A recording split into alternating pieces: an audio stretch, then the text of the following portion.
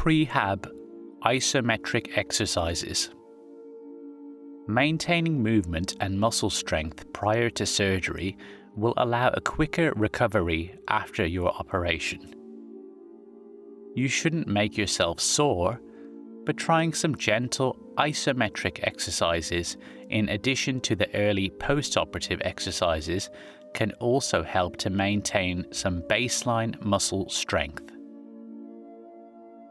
Stand facing a wall or sit with your elbow bent to a right angle and the hand facing forwards. Make a fist and push this forwards against the wall, feeling your muscles work. Hold this static position for a few seconds, then relax. There should be no movement with this exercise. You can push as hard or as gently as pain allows. You can try the same exercise with a static push sideways and backwards. Keep going until you feel some muscular tiredness or if pain begins to build.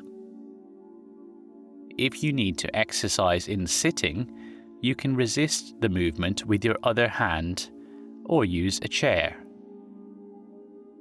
If these exercises cause too much pain, even with a very gentle push, then don't worry.